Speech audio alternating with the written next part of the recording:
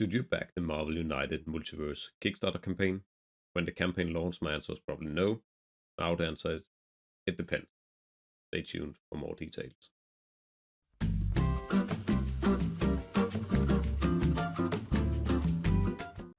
So here we are at the campaign page. This is from Marvel United Multiverse, and it is another game by CMON, also known as Cool Mini or Not.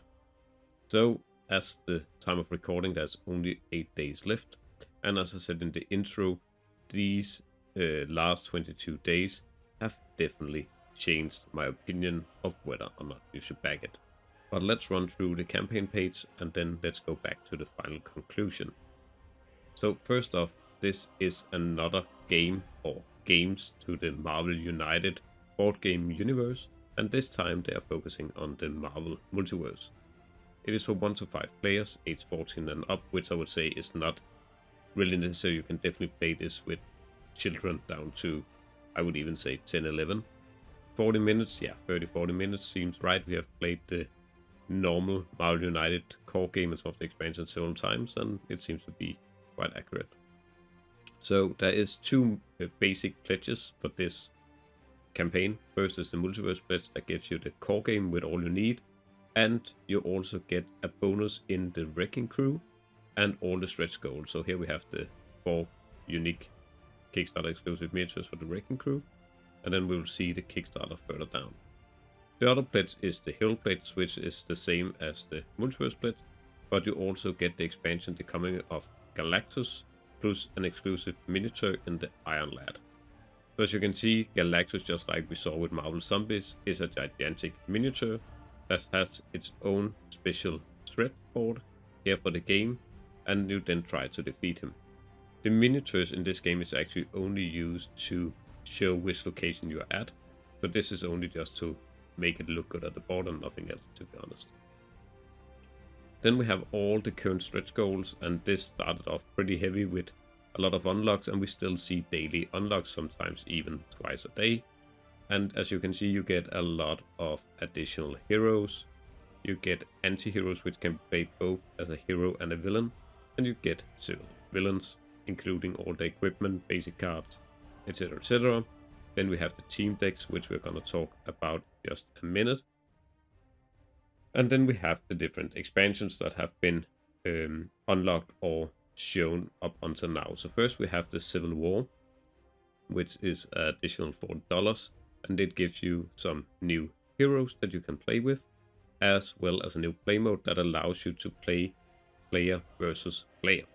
So this will give you some additional ways to play, and this is a good way to extend your game if you often only play 2 people and you would like to play competitive against each other instead of playing cooperative against the villains of the game. So this is an interesting addition to the whole Marvel United game series, and it also comes with 2 Kickstarter exclusive if you buy it through the campaign. The next expansion is the Secret Invasion, that is bringing some new villains in the form of Skrulls. And it also brings you some additional heroes, just like we've seen with the other expansions. It seems to be pretty normal that you get 4 to 5 heroes and 1 or 2 villains. Then we have War of Kings that bring us the Inhumans, as well as a new anti-hero that can be played as both a hero and villain, and a new villain. So again, pretty standard expansion. And then we have the Age of Apocalypse that brings us 4 heroes, 3 villains. Then you can play the Multiverse playmat. It is almost the same playmat as we saw with the X-Men Marvel United game, but this is double side, where one side is the normal around the table if you play multiple players around both sides of the table, and the other one is more for solo play, or if you set at the same side table so that all locations are placed in the same direction. And then we come to some interesting addition for this campaign, which is these team decks. So team decks set some restriction on what heroes to choose, but also gives you additional cards that you can play on your turn instead of your own cards, and also give you some restrictions of what you can play and how you can play it, as well as increasing the difficulty. So I think this is a really nice addition, especially because it uses hero pieces from all 3 campaigns, allowing you to get more out of your existing collection if you have one of those. And then, of course, we have the promo team decks, which is for all those characters that came in the first and second promo box. And why this has been added to this campaign, we're going to see in just a minute. So we actually have it here. So in the first campaign, there was all these stretch goals, all these promos. So we have here 35 hero pieces, 11 villains, all their cards, and some additional tokens, as well as Adam Warlock and Yondo special characters. And we can see here that CMON set the price for these promos that you got free with your pledge in that Kickstarter campaign to $120. So this is an important number because this is very heavily impacting whether or not I think that you should back this campaign. I will get back to that in the conclusion. You can of course also buy the mutant promos or the stretch goals from the Marvel United X-Men campaign, same price, or you can buy both with a $20 off. Then we have the Fantastic Four Kickstarter exclusive expansions, which we saw, I think, in the end of the Marvel X-Men campaign. A lot of people missed out on that one. But that is possible to buy in here for $45 as well, bringing the Fantastic Four, as well as the Silver Surfer, and Dr. Doom as an anti-hero piece, and a villain in Super Skrull. I'm just going to go through the gameplay. So if you don't already know Marvel United, as I said, this is the third campaign, then there's a lot of good videos on the internet, a lot of descriptions that you can look up. What this brings that is new, as far as I understand, is actually the equipment. And this is important because we didn't have equipment in the first Marvel United Kickstarter campaign and in the base game of those expansions. And this campaign actually, as a stretch goal, bring you equipment cards for those heroes in the basic game, as well as a lot of the promos for the first campaign. And that is also very important when we're going to discuss whether or not you should back this. So this just goes over what heroes you get in the base game, in the expansions, what it looks like, how many components. I'm not really gonna go into detail about that. You can look that up yourself if you want to. Here we have all the stretch goals. We can see at the moment we are trying to unlock, I think it is the Captain America Sam Wilson version.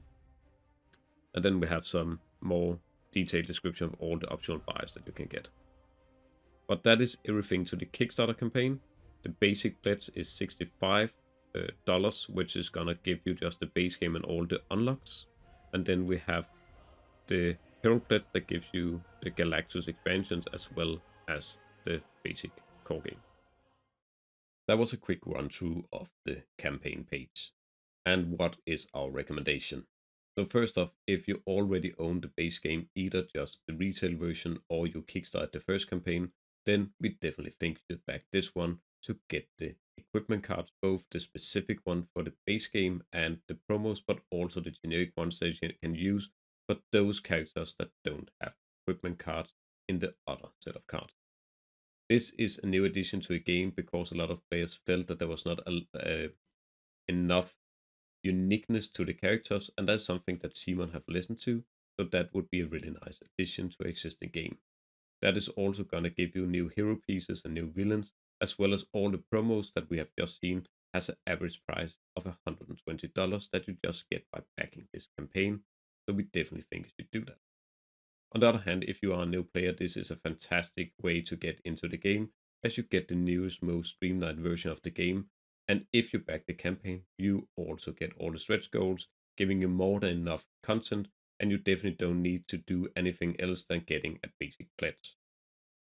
What about the add-ons, you say? Well, that kind of depends.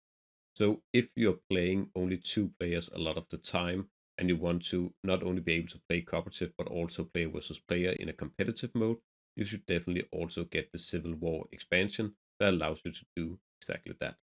And if you play this game a lot and already own it, or is a new player that think you're gonna play it a lot, we would also recommend you getting the team decks, either just the normal team deck or the promos deck, or both of them depending on what you already have. So if you already have one of the promo packs for the first or second campaign, you should definitely get the promo team deck as well.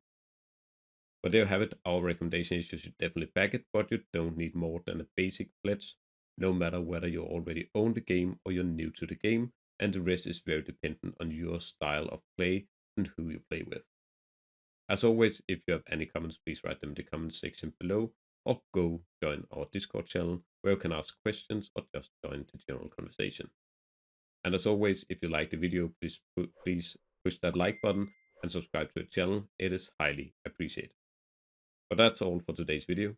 Thanks for watching.